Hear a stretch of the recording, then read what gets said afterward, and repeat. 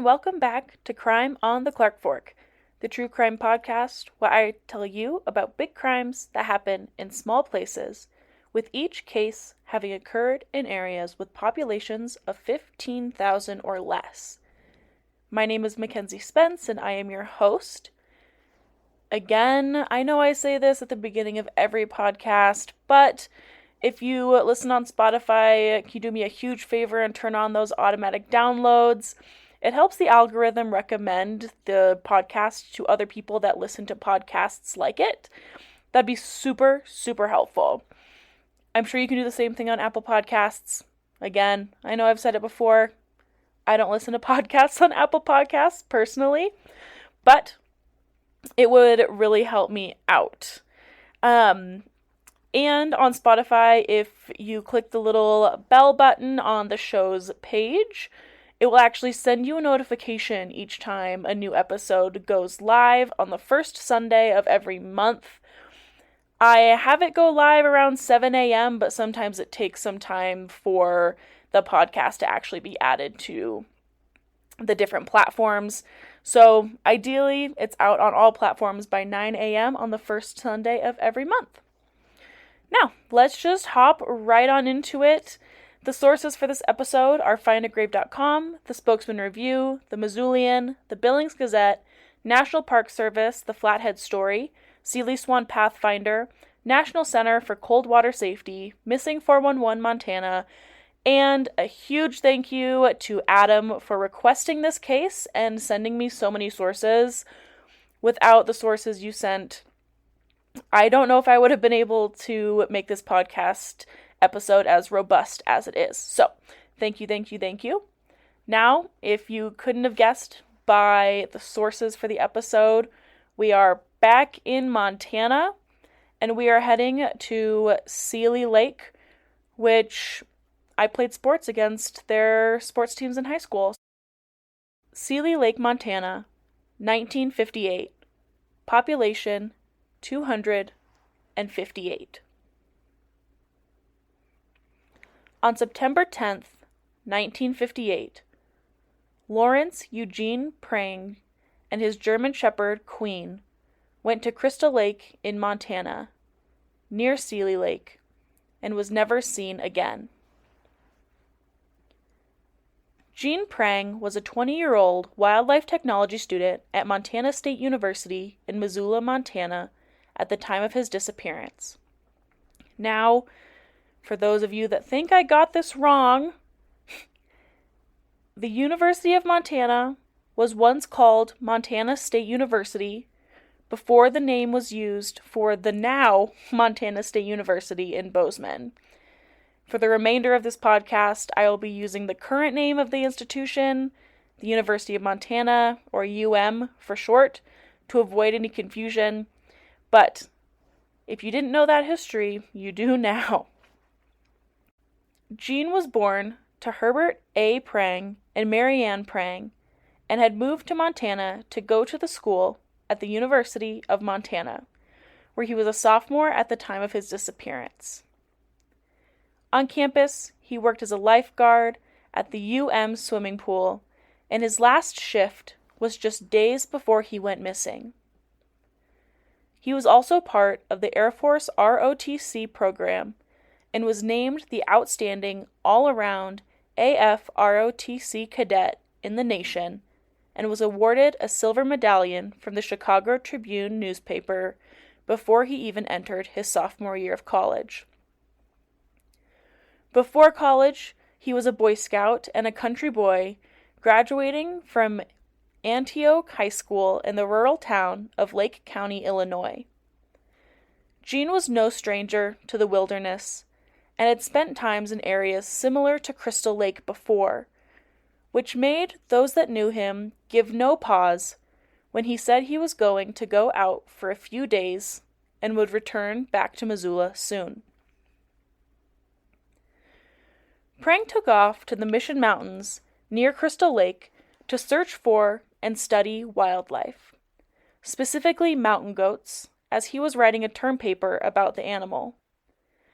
He had also planned to do this hike to scout the area so that he would be able to do a more intensive hike later on.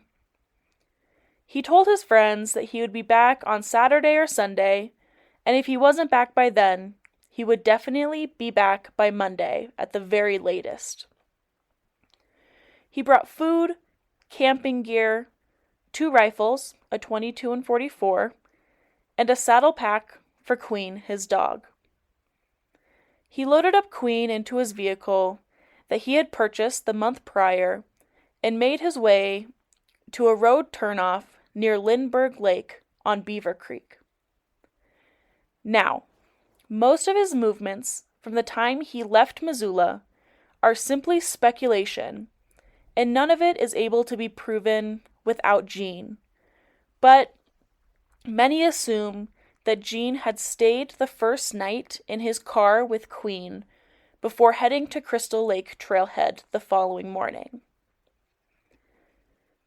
Gene was supposed to return on the 14th or 15th of September, but he never did. He had told his girlfriend, Sue, and his parents that he would call as soon as he returned to Missoula, and he told Sue that if she didn't hear from him by Monday, then something was wrong, and she should assume that he was in trouble and she needed to contact the police.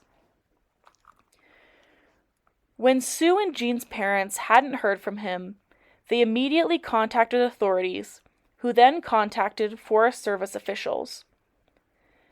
The search began for Gene, and more than 30 men were painstakingly searching the areas of Crystal Lake and Gray Wolf Lake near Seeley Lake, Montana. All men in the search were either on horseback or were searching by foot. The search team included 2 deputies, Rex Cofford and Lee Nelson, and then 12 other policemen from the Missoula Police Department, as well as some smoke jumpers that were employed by the Forest Service. Some of the people who knew Gene was going into the Montana wilderness began to wonder if Gene had brought enough warm clothing with him to withstand the nights that had begun to dip into the freezing temperatures, especially if he wasn't able to build a fire. They also began to worry that Gene didn't bring enough food, but his mom actually believed that he had planned to live off the land a bit while he was out there, which really wasn't unusual for him to do. During the first 2 days of the search, those searching were able to report back by walkie-talkie to the Condon Ranger Station, which was located just north of Seeley Lake. During these 2 days, there was no trace of Gene that was able to be found. The search was made difficult due to the amount of felled trees that were causing the trail to be blocked in some places, but that didn't deter the search team. The team also consisted of 3 police canines that the search team hoped would be able to at least pick up a scent on Gene's German Shepherd, Queen. The search team also employed the use of a Forest Service plane out of Kalispell that was equipped with a megaphone to attempt to get a message to Gene for him to create a large, smoky fire to make it easier for them to find him. Unfortunately, there were no flames or smoke seen after they repeated the message as they flew over the area that Gene was anticipated to be. Now, Gene's parents didn't know he was actually missing until the early morning of September 18th. They had actually received a call from someone from the Chicago Tribune who had read something about Gene's disappearance and wanted more information from his parents.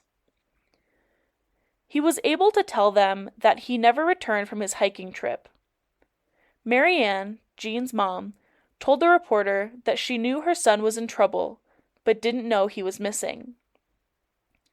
When the reporter asked how she knew that, she said that she didn't know, but she did know that he was seriously injured and that he couldn't get out on his own and needed help immediately. But she also knew that he was alive. His parents headed to Montana as soon as they got the news that Gene was missing, and were in Missoula within hours of the phone call.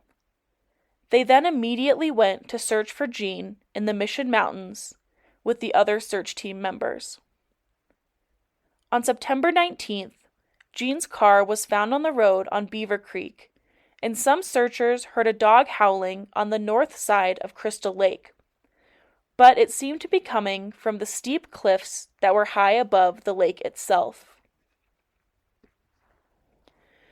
The search continued, but service for reporting back was spotty at best, and much of the area that was being searched was impossible for horses to traverse and were at altitudes higher than 7,000 feet above sea level.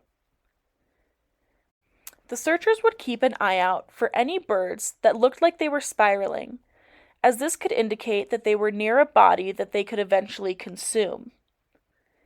Even if Gene had been severely hurt, the birds may have still spiraled, waiting for him to die.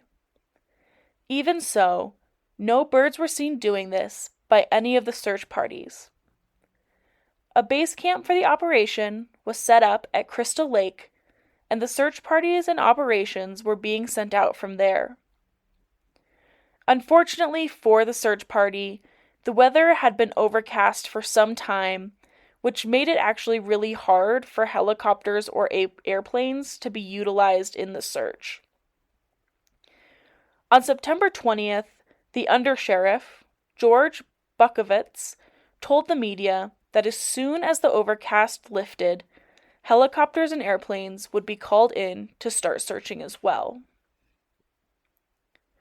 Also on September 20th, a search and rescue team that was riding on horseback on the northwest side of Lindbergh Lake saw what they thought was Queen running wildly through the brush.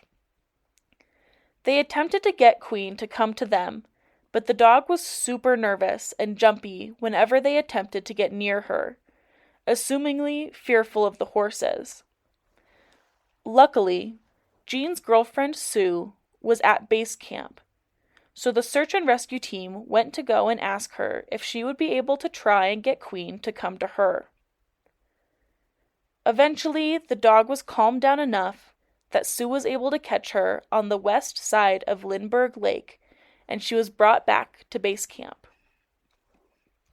Queen was found more than 3 miles from the primary search location and was also in one of the roughest areas in the Mission Mountains when it came to vegetation and overgrowth. She seemed to have no wounds or injuries that indicated that she had been in a fight with any other animals, but she was also missing her pack that she often carried when her and Gene went into the woods. She would carry extra supplies to make Gene's pack a tad lighter, but Sue and Gene's parents were perplexed as to how the pack could have been removed unless Gene or another human had done it.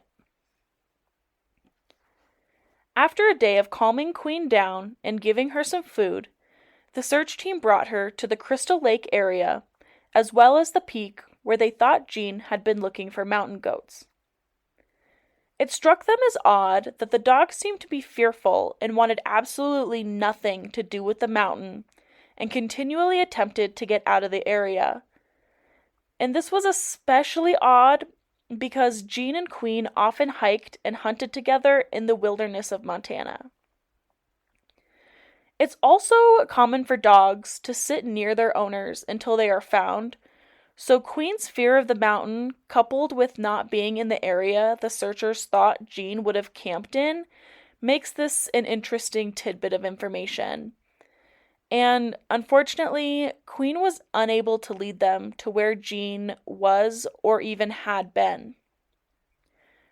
Since Queen was not wearing her pack, search and rescue and the authorities assumed that Gene was carrying all of the supplies with him, and when whatever happened, he must have been wearing the backpack, as they were unable to locate any of his or Queen's things during their search.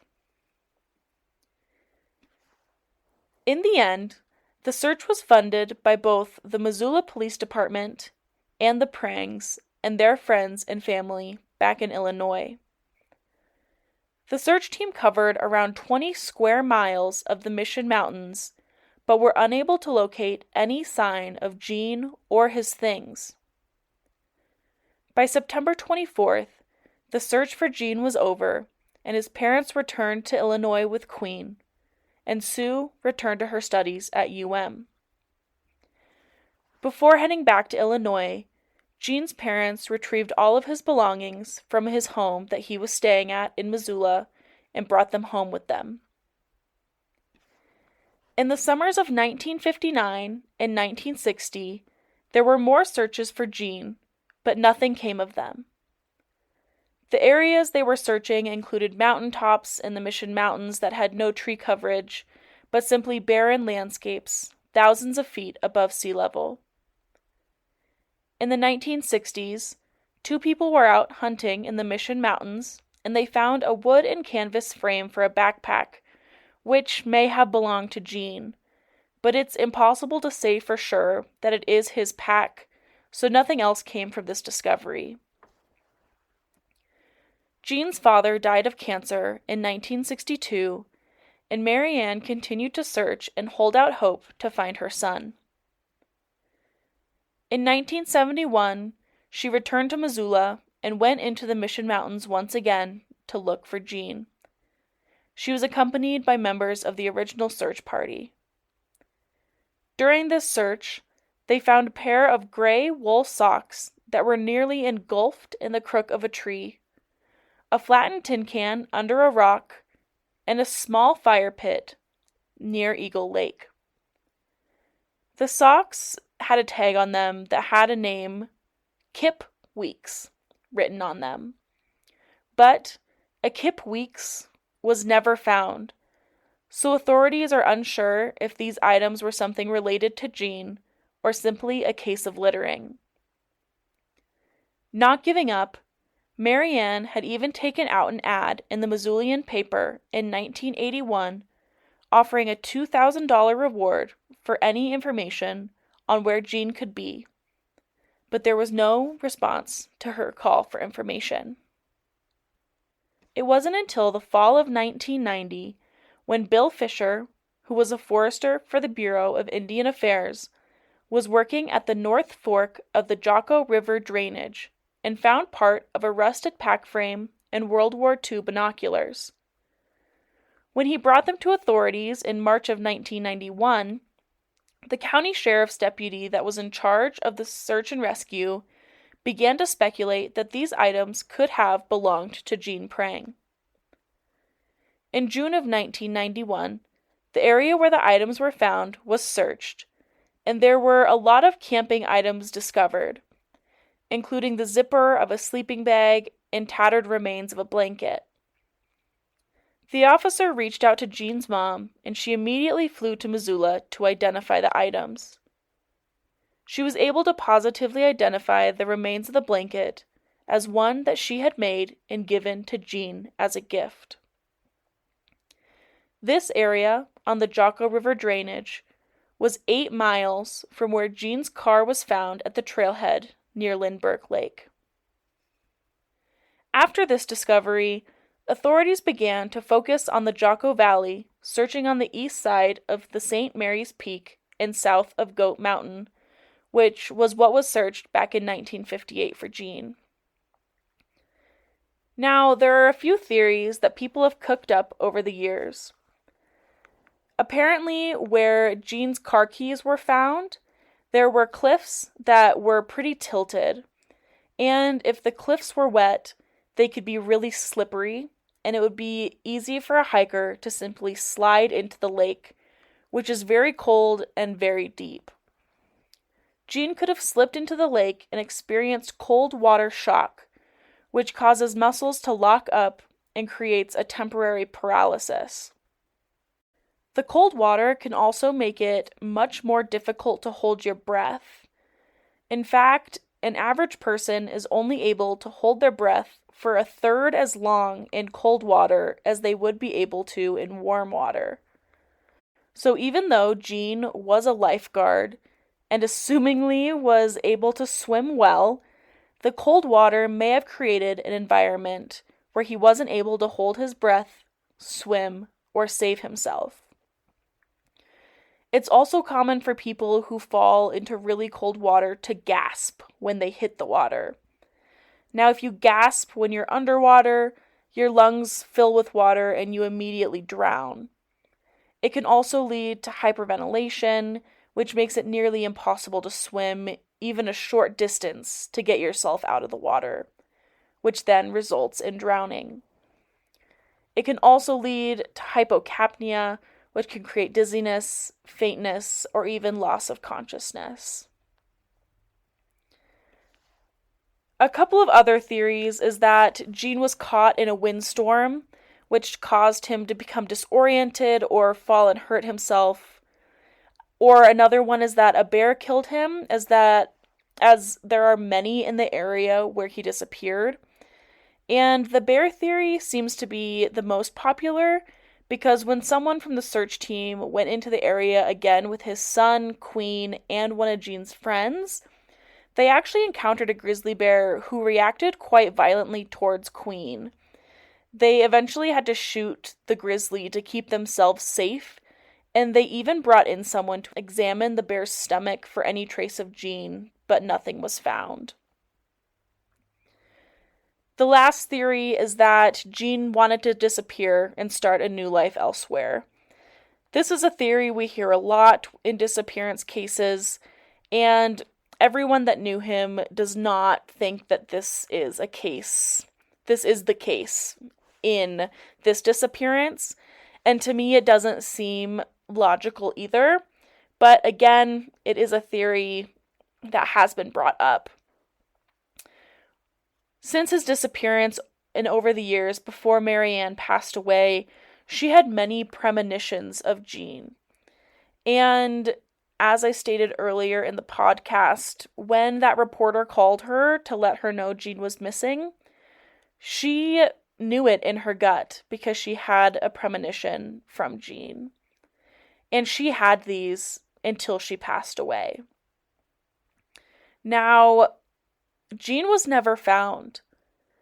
The Montana wilderness is and can be quite scary, especially if you hike or camp alone.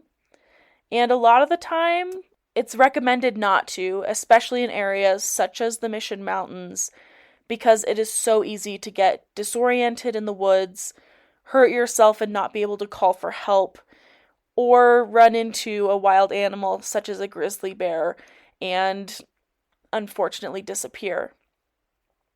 Now, that's the end of this case.